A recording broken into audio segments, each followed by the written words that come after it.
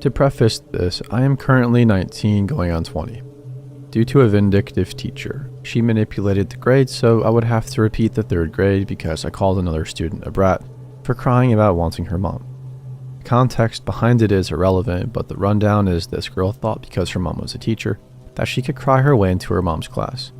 Her mom was a high school teacher and would almost always cry and cry until she was allowed to go, and her poor daughter would be distraught having to leave her class and pick her daughter up because she wanted attention. I ended up snapping and telling the girl that she's in 3rd grade and is way too old to be crying for her mom and disrupting other students leaving. Probably harsh, but you could tell this girl was spoiled. On to the actual person in question. In August of 2023, I was in my junior year. I went to a trade school in Sumeru County for graphic design. A sophomore named James had taken notice that I wouldn't be dropped off at our home school like he was.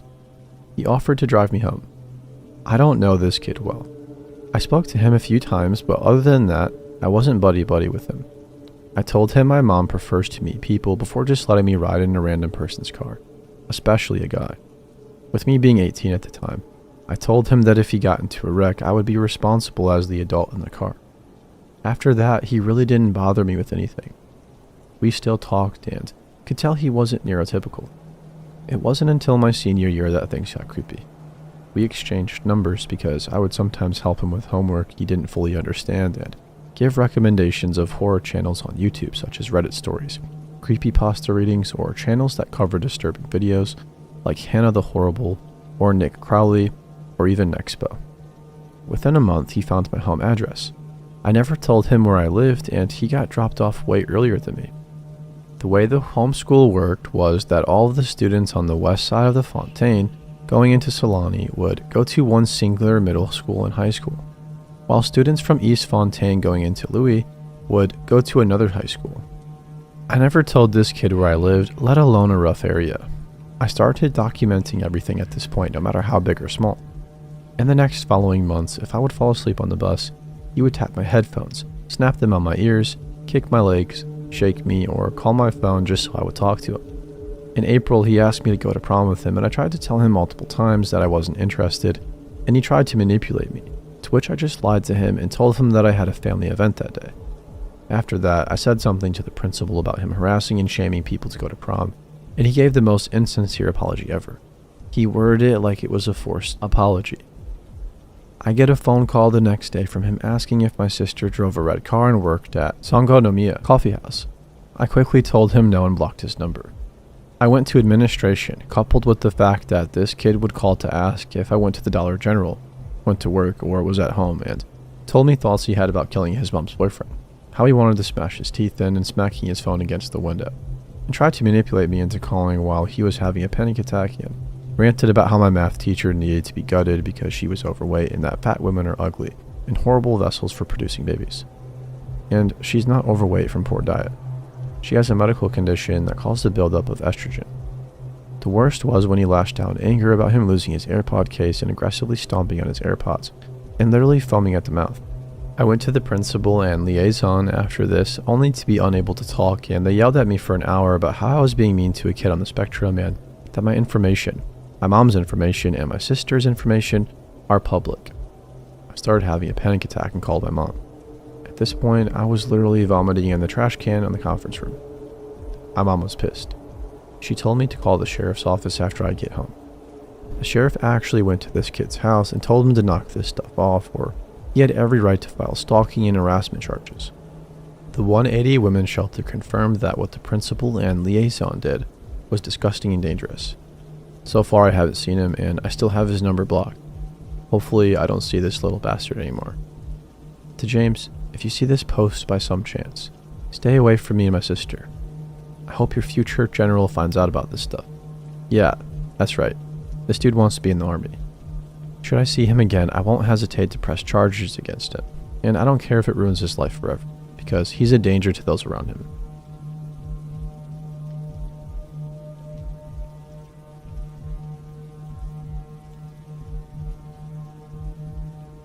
Okay, so this whole thing began maybe 2 months ago. At my aunt's party, my sister comes up to me and says that she thinks somebody has been coming into her house in the middle of the night. My sister has always been easily scared, so at first, I was skeptical. I asked her how she knew somebody had been in the house, whether she had actually seen anyone. She told me she hadn't seen anyone, but she said that she knows for a fact somebody was in her house. She then went on to explain that she has a skybox downstairs that streams to her bedroom television. The first time it happened, she said she heard the TV was being used, so she turned on her TV and somebody was flicking through the channels. I still didn't really buy what she was saying, but she did seem genuinely afraid. She claimed it had been going on for 3 months on and off. To put her mind at ease, I told her I'd stay at her place for a few nights and wait to see if the guy comes. I took my younger brother along just to be safe. In all, we stayed at her place for 4 nights. In those 4 nights, nothing unusual happened. I and my brother were convinced that she was going crazy. My brother and I decided that we had stayed long enough and told her that we had to go home. She got extremely upset about this. I reassured her and told her to call the police the next time it happened. She had called the police once before about the guy and they turned up to find that nobody was in the house. I said she could call me anytime that she wanted and left for work. 2 days later, she called me at 11:30 p.m. and claimed he was downstairs in her house right now. I asked her how she knew and she said he was walking around the house. She was whispering and crying. I knew she wasn't making this up. I could tell from her voice. I called my brother and told him to meet me at her house. I was on the phone with her the entire drive over to her place. I lived 10 minutes away. When I got there, my brother was parked outside. We both went to the back of the house. I was still on the phone with my sister. The first floor of the house was lit solely by the TV in the living room. As we approached the patio door, we saw that a man was sitting on the couch facing us. We were frozen solid and my sister noticed that we went quiet and started asking what was wrong and if we could see him. I told her to stay quiet and that we had it in hand. I then hung up and called the police to explain the situation. The guy hadn't moved from the couch at all. The TV turned off while we were waiting for the cops. I and my brother majorly freaked out when it happened. We couldn't see anything downstairs, then the hallway light turned on, meaning somebody was in the hallway. We opened the patio door and ran up the stairs and caught the guy with his ear to her door. We kicked the shit out of him and got my sister out of the house. He had a knife in his coat pocket. The cops came maybe 10 minutes later. He could have killed her if he wanted to, which is outrageous. It turns out that the guy was one of our mom's old boyfriends who had lived with us for a while in the 90s. He had always been fond of my sister, but we had never suspected it to be him. He hadn't contacted any of us for nearly a decade. My sister has moved back in with my mom and is undergoing therapy to get over what has happened. Our stepdad, as he liked to call himself, was given 3 years in prison, and we are doing our best to cut all ties with the man.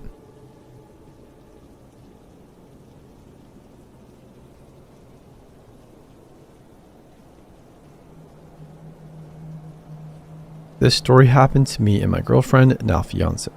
To give you some context, she and I met online in 2015 and fell in love. We communicated via Skype for 3 years because we lived in separate countries until I came to live with her in February of 2018. So, a few weeks or so before I flew to meet her, she had made friends with a group of guys in her hometown, and I got to meet them shortly after living with her. They ranged in age from 16 to 18, and they would come over to visit us very often because we lived close to the high school they attended. At first, I found it a bit weird that they would always come over and take up so much of our time, but they turned out to be really good friends over time. One of them even agreed to become one of my groomsmen recently. But back then, there was one in particular that always bugged me. That was Dan. As I mentioned earlier, the guys would come and visit and hang out with us a lot, but Dan was the one that would always take up most of our time. I say this in the sense that he would message us nearly almost every day, asking if we were home and if he could come over, and would proceed to spend almost the entire day, from morning to night or early afternoon to night, depending on his work schedule, at our place. He would also go out of his way to meet us and bump into us wherever we went, whether it was the store, a coffee shop, or any other place you could think of. While I found this annoying, there wasn't anything particularly creepy or weird going on yet. Mind you, we live in a small town where it's almost impossible to not run into somebody you know on the way to buy groceries or something like that. Plus, I'd only known him for about as long as my fiance had known him, which wasn't a very long time, so I thought I was just maybe judging him too harshly. Also, he was in a long-distance relationship with a girl from another country who he was hoping to meet in real life, just like me, so I could at least relate to him in that aspect. I decided to let it slide, but made a note to keep an eye out for any suspicious behavior.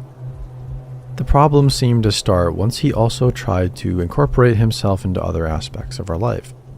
He would make friends with anyone that we'd been friends with for a long time, tag along with us whenever we were going to meet up with said friends, even though he hadn't been invited, hang out with them without us knowing and stuff like that.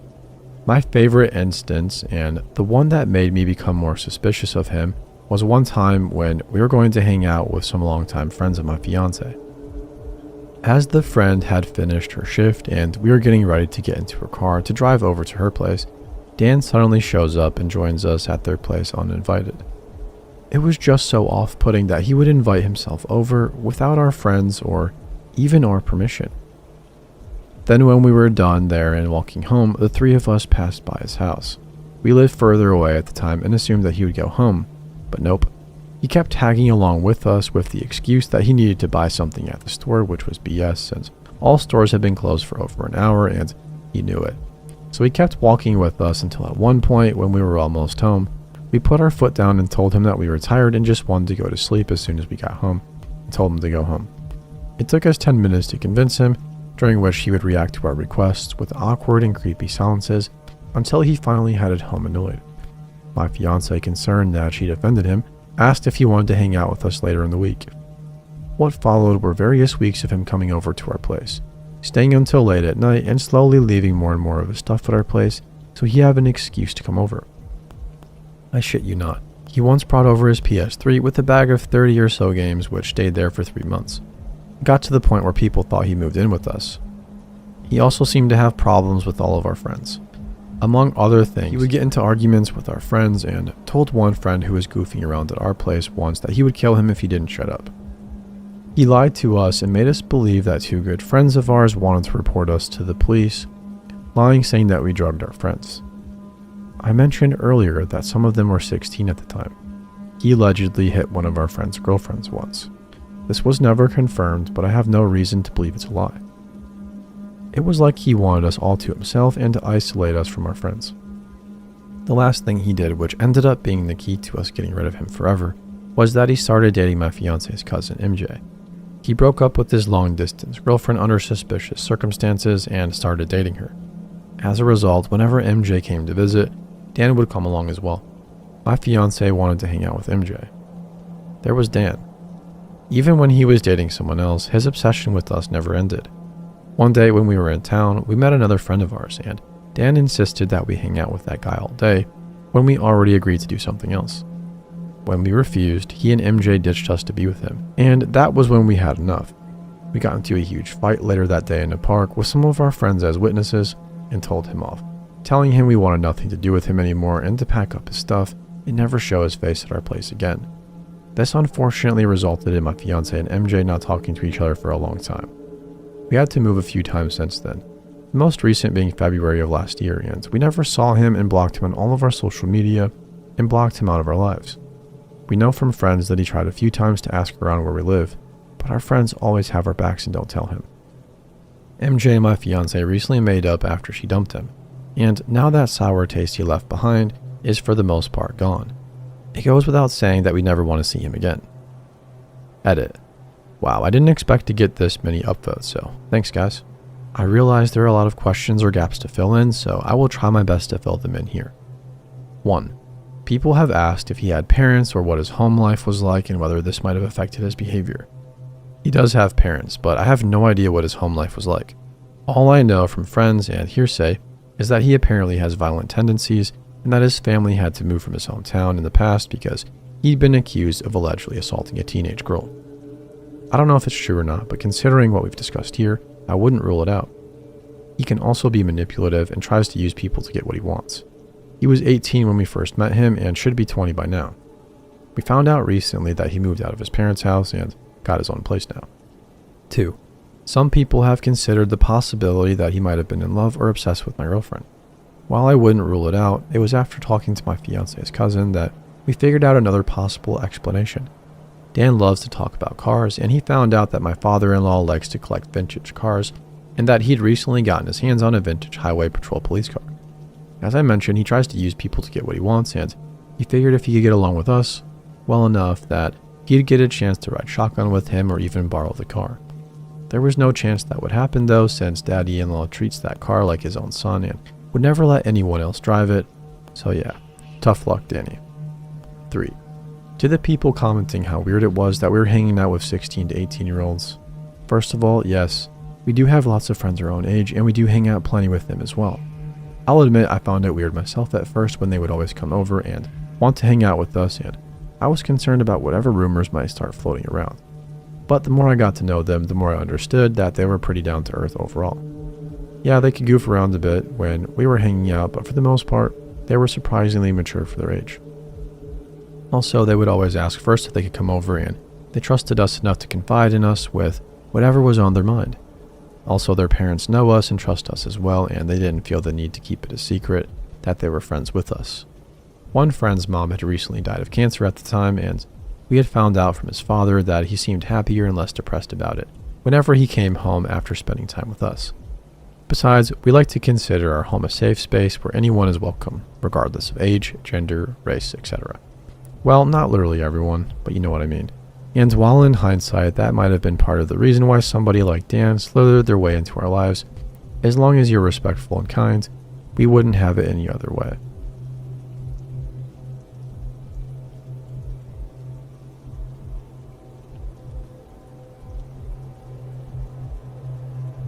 This happened probably 5 or 6 years ago. I think I was 18 at the time. For starters, I lived in a city where neighborhoods and forests kind of blend together. There are plenty of wooded areas where people go to have bonfires and parties. One night, after discovering that all of our usual spots were crowded with people, I suggested that we go to a spot that I had been to a few times nearby. I had been there multiple times, but only during the day. The street where we park is maybe 200 feet from the tree line. It's your average middle-class neighborhood. Nothing crazy is really known to happen there. So we walk in, start a bonfire, and we're all having a good time. Some of us are drinking and smoking a bit, myself included. After about 45 minutes pass by and I'm a little bit intoxicated, but nothing major. Over the sound of our quiet music and my friends talking, I hear something weird. I can't make out what it is, so I figure maybe I'm just hearing stuff. Another 10 minutes go by and I hear it again, a little bit better this time. It still sounds relatively far away, but it sounds like Velcro tearing. I stop and kind of just sit there trying to listen while my friends carry away laughing and talking. They haven't seemed to notice, and that's when I heard a sound that I was very familiar with. A zapping noise, like you hear from a taser. Very brief, but unmistakable. My stomach drops and I start looking around a little frantically. My girlfriend at the time was the first to notice my distress. She asks me what's wrong and I explain, and she immediately starts worrying. She gets my friends to quiet down and we all just sit there and listen for a bit. Then we all hear it. An electric zap. Brief again, but we all know that sound. We all start panicking a bit and we quickly put out the fire while asking each other what the heck that was or where exactly it was coming from. We are all scared to walk out. It's only maybe a 5-minute walk to the street, but dark. We all muster the courage to finally walk the path out, and if we don't run into anyone. We finally get to the street and start walking to our cars, nervously laughing and relishing being under street lamps again. I see him first. He's walking toward us, not at us, just walking in the direction we just came from, slightly to the right of us. He's holding a stick of some sort. It scared me at first, but for a brief second I calmed myself. It was a pretty safe neighborhood that I knew really well, and it was really common to see people out walking at night. But then I noticed he's looking right at us. That stare is burned into my mind. We pass each other. My friends and I are all silent as we're having this stare down with this random man. And that's when it happened.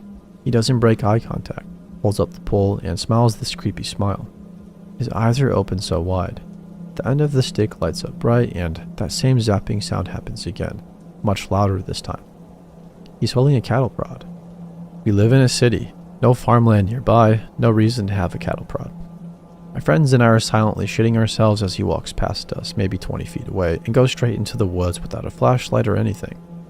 We all got into our cars and peeled out of there. We never went back to that spot.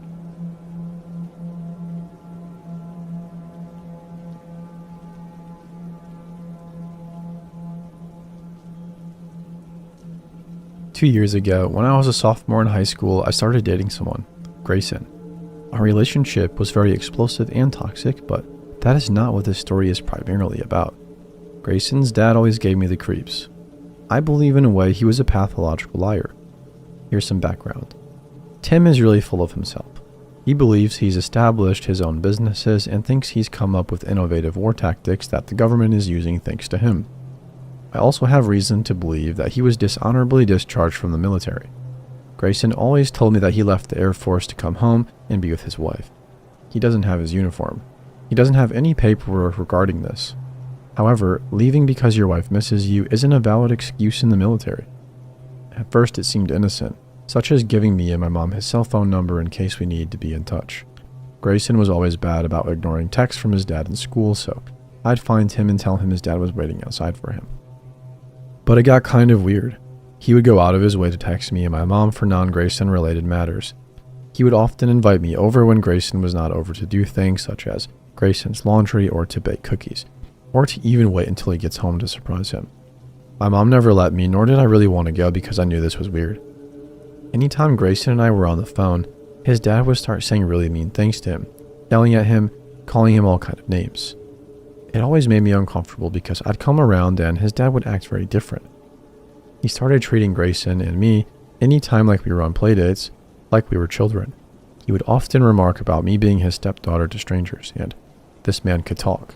He would talk to anyone and everyone regardless of whether they seemed up for the conversation or not, which made it really awkward for us because Grayson would have his arm wrapped around me or we would be affectionate, and him saying that would make things awkward for us. I remember trying to tell Grayson several times that his dad really freaked me out, and my parents were not happy about his dad either. He didn't really understand. He told me he had lost his daughter at birth and that maybe him acting that way was his way of coping with it. Grayson's dad, Tim, had recently gotten close with a neighbor at the apartment complex. She had a daughter. Kelly was 6, maybe 7 years old. Her mom was a deadbeat, would only come around Tim whenever she needed money to get cigarettes or drugs. But she did not hesitate to let Kelly spend several hours alone with Tim or to let Tim pick her up from school. I remember one specific time that he brought Kelly along to pick Grayson up from my house. It was cold. He sent her to my door in pajamas. We had been watching a scary movie, and when she saw Grayson, she excitedly said, "Tim is taking me to see Moana." It was 11 p.m. It was really late, and I was extremely bewildered. Kelly eventually got taken away from her mother and was in a foster home. Tim would try to get me or Grayson to go to the door and leave stuff for her to have from Tim. Then he eventually even tried to get custody of her, regardless of the fact that there was no blood relation or any credentials that would allow him to do so. Another time around the Super Bowl, he had come up to the door with a beer bottle in hand. He doesn't even ask to come in. He just kind of forces the door open and comes into the bathroom to pee. He then takes Grayson, beer bottle in hand, and drives home. Here's a list of other things that I remember happening, but it's been over a few years, so there is more, but I cannot recall every detail. One time, Tim texted my mom and inquired about me and Grayson. We had been arguing, and we argued a lot. His dad then jokingly asks my mom, supposedly, "Is she on her period?" I get it is a crude joke and many guys joke about it, but imagine someone texting you and asking on your daughter's behalf. Another time, Grayson and I were giggling and making jokes in the back seat. I remember his dad was always talking about me and Grayson getting married. I was a sophomore, he was a freshman. So we thought about it, yeah, but it was ideally going to happen? Not really. Grayson did said something along the lines of getting married. I don't think so. His dad then says, "Well, if you don't marry her, then I will." I was shocked that something like that would even be said. I was at that point very weirded out. He asked me to go out to the Golden Corral with him and Grayson. I knew Grayson was at his mom's house, but for some reason, I thought he had already come home and was with his dad. Got into his dad's car. I was just in the car with him and 2 other older men. I started furiously texting Grayson. I asked him where he was and if he was actually going. But he was asleep and he didn't even know his dad had come and gotten me. His mom was pissed. She chewed his dad out on the phone while it was on the car speaker and I was sitting behind his seat. She said he needed to stop with this weird behavior. We go inside the restaurant and I'm quiet, just waiting for Grayson to text me. I'm upset and confused. He finally comes in and he was mortified. I wanted so badly to go home, but I didn't want to make a scene by leaving, so I tolerated it. Our last and final argument ensued. It was because Grayson had started talking to other girls. Grayson made it very clear that he did not permit me to talk to other boys. I unadded every boy I had in social media, so this really distraught me. After everything our relationship went through, there were other signs that I ignored too, about how he surrounded himself with girls, when I wasn't around and how he touched other girls in his gym class. But this was the final and last time I wanted to be walked all over. I snitched on him to his dad. I didn't explicitly say what Grayson had did, but I did ask him to delete my number and told him I wouldn't come around anymore. His dad told me that I was being unreasonable and that his son was a gentleman and that he raised his son well enough and that his son wouldn't cheat. It was a lot more drama than I needed, so at the end of it all, I blocked him on everything. Tim started trying to reach out to me through his Facebook account and through his business account. I often just blocked him and didn't tell my mom because I felt like it was old news. A few months ago, I reached out to Grayson. Grayson had taken my virginity. I was embarrassed to tell him that I had an STI and that he needed to be checked. A week or two later, I got a letter in the mail. His dad, Tim, decided to reach out to me. Keep in mind, me and Grayson had only talked about the STI stuff. Nothing more. We had been apart for 2 years. I still lived at the same address. I suppose he had told his dad he needed testing done, and his dad took it upon himself to discipline me. Now 18 years old. I'll retype a few things said on this card. The front of the card says, which first, pout or cry? With a little girl in pigtails on the front pouting. Opening the card, it originally just says, miss you. And written all over the card, you are too smart for irresponsible behavior. Respect yourself and respect your body. Reach for the stars. Achieve your goals and get your education. Don't blow it now. Hang on, baby girl. If you need me, just call. If you need a ride or just someone to talk to, your friend Tim. Picture your future present tense. Achieve your dreams. Hey dear, respect yourself. Don't throw yourself at boys. If a guy truly loves you, he will hold on to you. There are many diseases out there, and some are incurable. Reserve sex for marriage, and do right by God. Don't become a baby mama. You are smart, pretty, nice, and sincere. Don't let the world change you. I wasn't the one to open the card. My mom was, as she had recognized the name. She called the cops and had them investigate it further. The cops even remarked that this behavior was strange and should be looked into. I don't really know all of the details. I was working when all of this went down. We still have the card in my mom's nightstand as evidence just in case this were to go any further. His older brother, Tyler, works at a bar-type restaurant that we frequent a lot. He and I don't really make small talk. We act like we don't know each other, but the way he looks at me, I can tell in a way he feels sorry. I truly empathize with him, because he too has a long-term girlfriend, and I can imagine his dad is doing the same thing to them. It's gotten so bad that one of his older sons, who has his first grandchildren, is moving away to get away from him. His wife doesn't like Tim, and even though he can see through the man, his dad proclaims to be. I apologize if this is all scattered and it doesn't really add up. It has been a while and I haven't really typed it all out or really talked to anyone about this other than my immediate family. I have other reasons to believe that maybe Tim isn't mentally sound and he uses Catholicism to back up his reasoning for many things he does wrong in life. I think maybe the reason why our relationship failed was because Grayson's dad mistreated him, and going to his mom's house was an escape from that. I think that is truly why Grayson treated me how he did, and it breaks my heart for him. But I am glad that I am well out of that relationship. Well out of having to deal with his dad and in a brand new relationship with a family that adores me. While this is an extreme, I really hope that I will never be involved with Tim or affiliate with any of the members of his family again.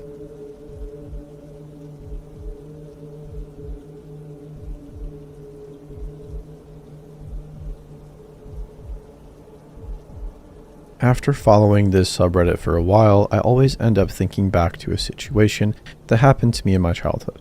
I don't usually post anything, so I made an account just to share this story. This happened when I was 9. Keep in mind I was very short. Still am, and was the smallest girl in my age group, so I was an easy target to say the least.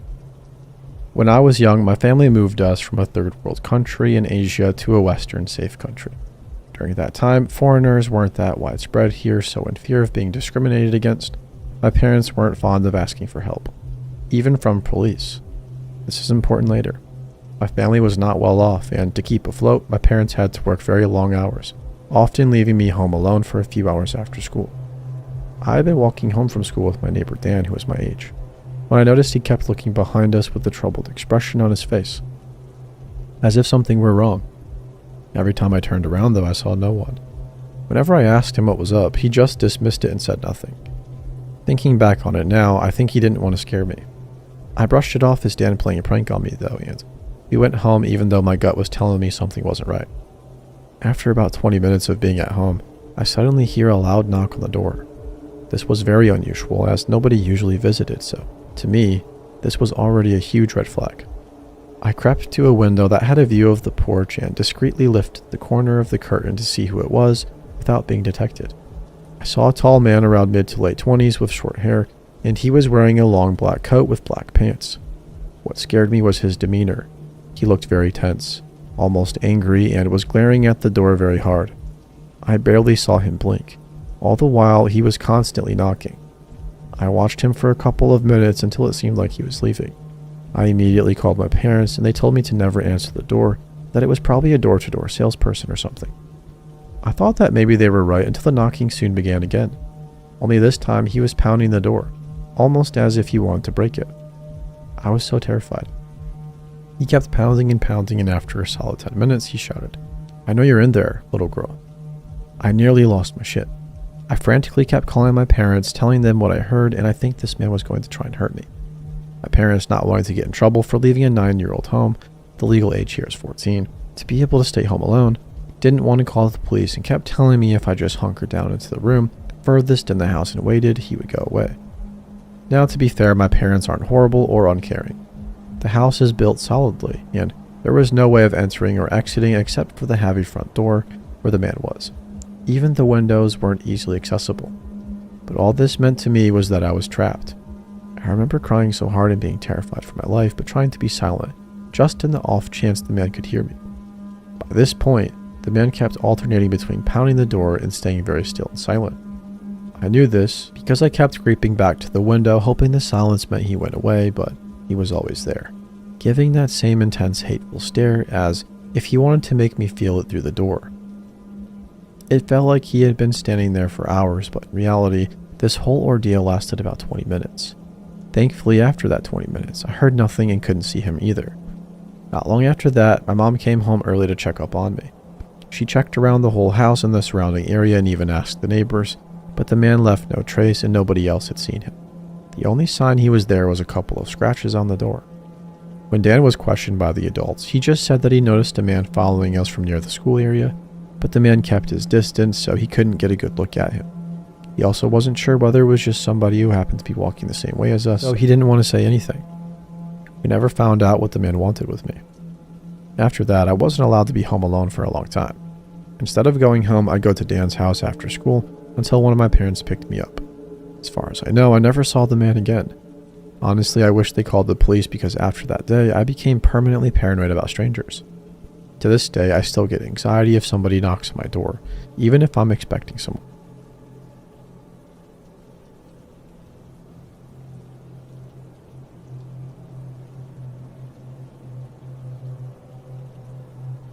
This story is about an event that happened to my mother around 1972 when she was 8 years old.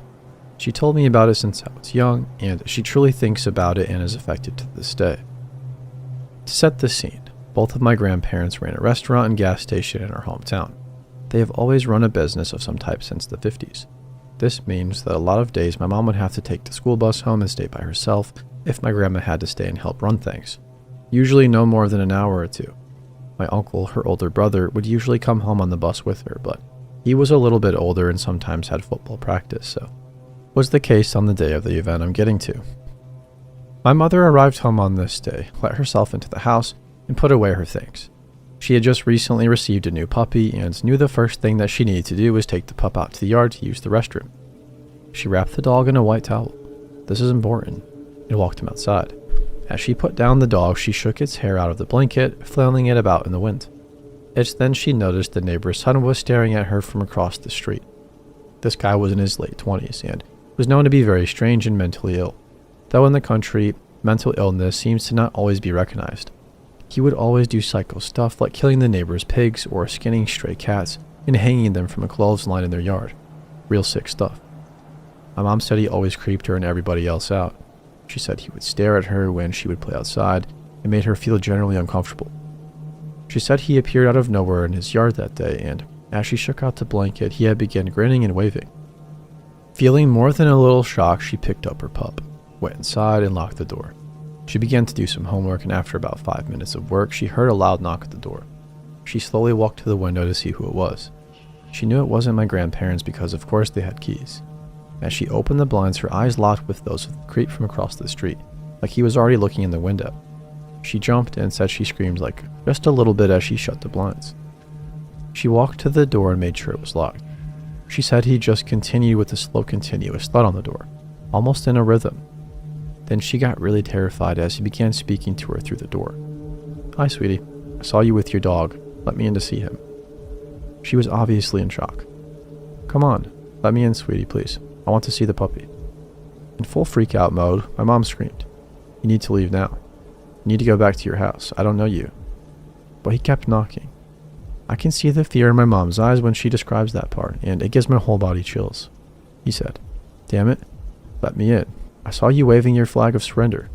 I kid you not, the guy thought my mom shaking her hair from the blanket was a flag of surrender and a sign for him to come over. My mom screamed that I'm calling my dad and the police if you don't leave now. With this, the knocking finally stopped. She tried to catch her breath and shake off her fear. She then got up from the door and ran to the basement level of the home. It was an old house, so the kitchen and rec room were down there, along with the only phone in the house. She made it to the phone and began to dial 911. All of a sudden, she heard a shatter from the next room. She looked over to see the crazed neighbor attempting to crawl through the kitchen window. She was ripping down the curtain as his upper body got through, and my mom screamed what was happening to the police on the phone. All of a sudden, he was bleeding from the abdomen where the window glass had cut him as his lower half couldn't squeeze through. Then my mom began hearing my grandma's screams. "What the heck are you doing?" The guy yelled in pain and squirmed out the window as she hit him from behind with some type of tool that was lying in her garden on the side of the house where the entrance to the window was. He managed to get out the window and bolted to his house. The police came. Grandma called my grandfather and he arrived as well after shutting down the business as soon as she told him. They arrested him for breaking and entering and something else. I believe that was unrelated, like a probation violation, I assume. On the day of his court date, he told them the white flag of surrender story. But this was the final nut on his crazy cake as they put him in a mental institution that day. He may have gotten out but went back because my mother said he later died in an institution. Outside the courthouse, the crazy Appalachian redneck family of the creep tried to blame my 8-year-old mother, and the man's father called my mother a harlot. Needless to say, my army-trained grandpa beat the guy's ass on the courthouse steps as the local cops turned a blind eye. That story has always stuck with me. My mom had to receive therapy for it, so it haunts her a lot as well to this day. We always can't help but wonder though, what would he have done to her if my grandma hadn't come at that moment? So to you, creepy cat killer who traumatized my mom, let's not meet.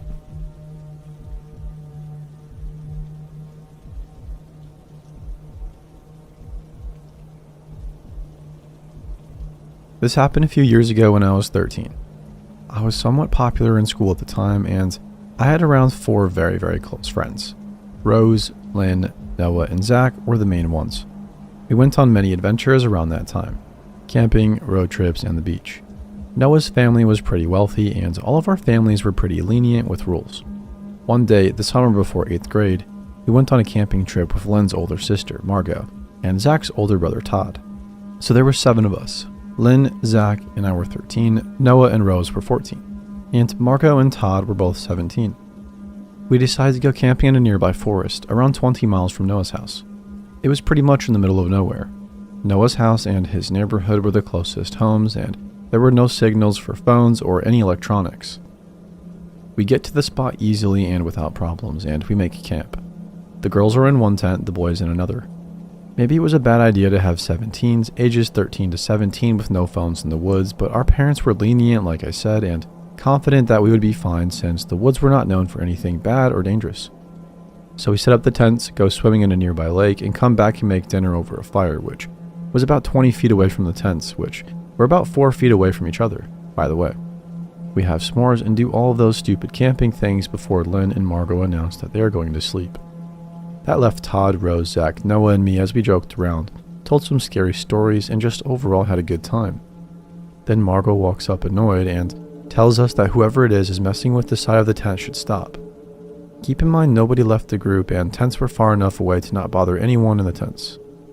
She explained that somebody keeps on touching the side of the tent, running something on it, and we dismiss her. Todd states that it is probably a tree branch, and Rose and I decide to go to sleep as well. So we head back to the tent. Lynn is asleep and we settle in, me closest to the opening, Margot next to Lynn, who was at the opposite side of the tent, and Rose in between Margot and me. I managed to fall asleep easily within 5 minutes until I woke up suddenly for what seemed like no reason. I checked my phone. I still brought it and a portable charger just to take pictures, and it was literally the middle of the night at 2:15. I looked around, my eyes getting used to the darkness, trying to figure out why I woke up. A tapping sound on the tent was what I first noticed, and a soft giggling. It sounded somewhat deep like a male voice, but I couldn't be sure. After what felt like an hour but was probably a minute, the tapping and giggling stopped. I was convinced it was my imagination, or maybe one of the boys trying to prank us, or even a tree branch, like Todd suggested earlier. Telling myself it was a tree branch and a lack of sleep, I fell back asleep until Rose woke me up around dawn. Everybody was awake and we decided to hike a little bit. We decided to go into 2 groups because we planned on spending the night again and we didn't want anybody messing with our stuff. Even though these woods weren't popular with camping, we didn't want to risk it. Margot, Lynn, Rose, and I left to go hiking for a couple of hours while the boys opted to stay behind and fish, swim, and cook food. We hiked for about 2 hours and we came back to the boys not at the campsite. Annoyed, Marco went down to the lake with Lynn to find them. Rose and I made our way back to the tents, and I'll be honest and say I screamed and almost wet my pants. The tents were slashed. I inspected it closer after regaining composure because I was usually the more collected one of the 2 of us.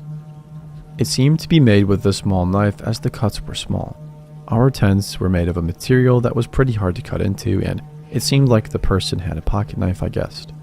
The boys, Marco and Lynn, came running to our screams and were obviously startled. We decided to pack up and head home early, because for 1, the tents were ripped, too much to use again comfortably, and 2, Rose, Lynn, and I were very creeped out. Even more so when Todd announced that his tires were slashed. We were all freaking out, obviously. There was no cell service, Todd's tires were slashed, and there was no way any of us wanted to stay any longer. Luckily, Todd reported that Margot's tires looked fine, and Margot stated that she would take Noah and Lynn, drop them off to call 911 and their parents, and come back for us. She drove a car, and there wasn't enough room for more than 3 people as the back was filled up with the camping stuff. Zach, Todd, Rose, and I were left at the campgrounds, and we decided to begin a hike back towards the main road, so Margot wouldn't have to drive so far. Also, Rose and I refused to stay anywhere near the camp area. We began hiking. My phone died. The last time I looked at it, it was 1 in the afternoon. Zach and Rose both had working phones and constantly updated us on how far we had been walking. I began to hear branches snapping from behind us, closer to the trees than we walked, and I got more and more paranoid as time went on. I told Todd, and he seemed to get more wary of our surroundings, constantly looking over his shoulder. We had been walking for about 30 minutes. Margot was probably at Noah's house or almost there when Todd screamed, "Run." Naturally, I looked behind my shoulder before I began running. 3 hooded figures were running towards us. 2 had knives, and they all looked around 6'3" or taller. Todd was 6'1", but I doubted he could defend all of us against them. Even though it was broad daylight, I couldn't make out any facial features. They all appeared to be over or around 200 pounds. The shortest one was probably 6'2", but they all wore hoods and masks on, like ski masks. I know it sounds totally fake, and I really don't care if you believe me, but I was scared shitless that day. We began running, and the 3 guys finally gave up or decided we weren't worth terrorizing because we lost them. We made it to the main road where we waited, walking quickly, constantly looking over our shoulders in fear until Marco arrived. We told the police everything, and they searched the woods nearby. They never found any evidence we had even been there or the guys had been there, or that anything happened besides pictures of the lake around the area and the shredded tents. I don't know what would have happened if they caught us. I'm fairly tall. I was around 5'10" during this time and only 125 pounds. Rose was around 5'1" and 100 pounds, and Zach was barely 5'9" at the time. He probably outweighed me by 10 pounds maximum. I am so thankful that I told Todd about them. I have no doubt that they would have been able to catch us if he hadn't been looking over his shoulder constantly, and I am so thankful that we all got physical activity regularly. We're fast enough to outrun them, and that they gave up. So, whoever you guys were, let's not meet.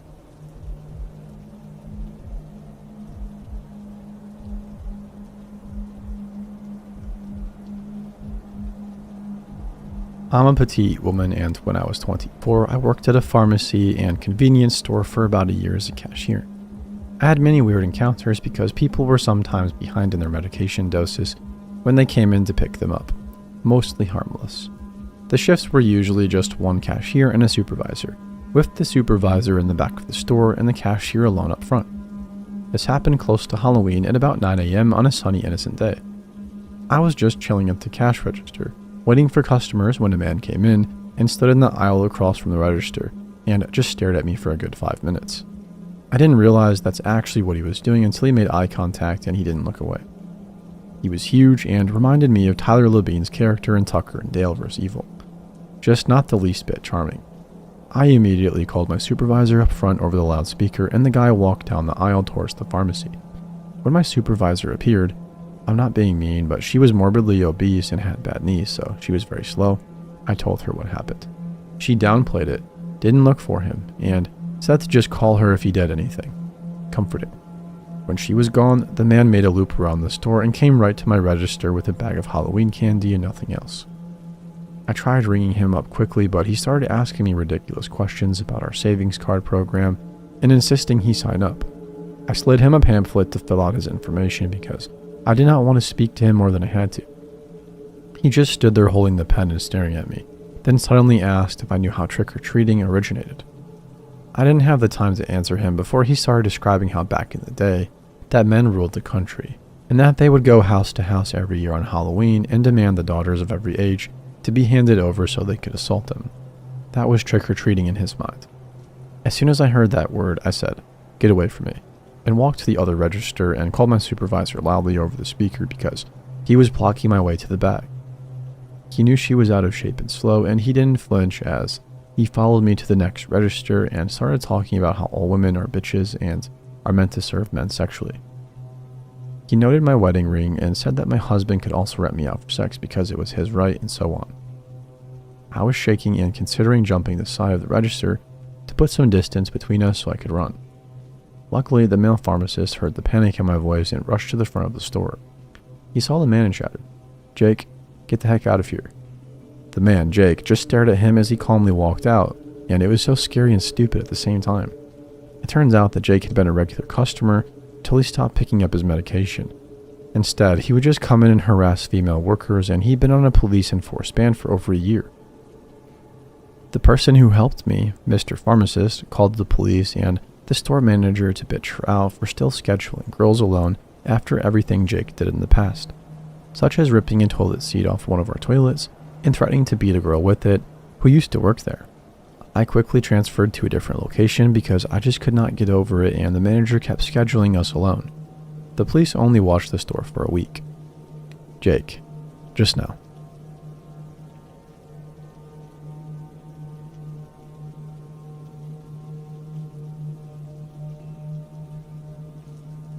To preface this, I'm a 35-year-old woman and I worked at 3 different answering services from ages 16 through my mid-20s. I hope this is okay here. It involved me just over 20 years ago. The Titty Man, bondsmen, and sheriff's deputies. Forgive the formatting, I'm on mobile. I got my first job at an answering service when I was 16 and I loved it. We answered for about 200 businesses and there was quite a mix. Same old every day, but different too. I was the baby of the office and so was usually not alone, and my coworkers protected me from the usual office debauchery, like drugs, sex, and booze. But somehow forgot to mention the Titty Man. So this came as a bit of a shock that he did what he did. I'd been working there for a few weeks and was alone on a Sunday night answering calls here and there and being bored. The line for a visiting nurse company, home health care, hospice, and rehab lights up. I answer to be greeted with a collect call from the local county jail. I accept the call, thinking that somebody might have an elderly parent that they can't reach and need a wellness check or to schedule extra visits because they got locked up. Nope, I'm greeted with, "How big are your tits?" I promptly hung up. He called back several times and I have to accept the call in case it really is for the reasons listed above. I contact the on-call nurse and she tells me what I just told you about and how he does this from time to time. I then proceed to be harassed for about half an hour when I get a brilliant idea. Of course, the Titty Man calls back and I accept the call. I tell him I have to put him on hold sometime so I can answer the phone, but I'll talk to him. He likes this, and he starts asking questions. Dirty ones, and I answer a few, then put him on hold. Here's where law enforcement comes into play. I called the bondsman we also answered for and explained my situation. He grabbed his other phone and called his buddy inside the jail, relaying the situation. He's having trouble doing this because he's also listening to me talk dirty to this creep. I was very creative for Titty Man, and he ate it up. My bondsman was laughing so hard he was in tears.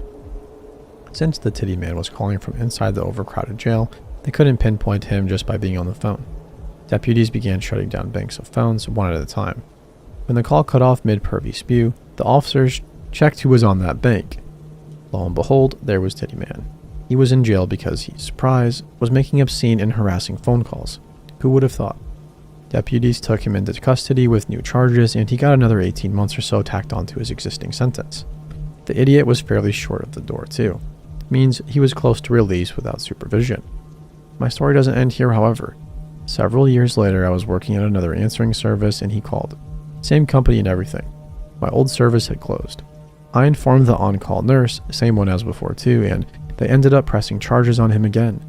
I encountered this creep and his creepy yet hilarious antics at all 3 services for the same company and different ones as well.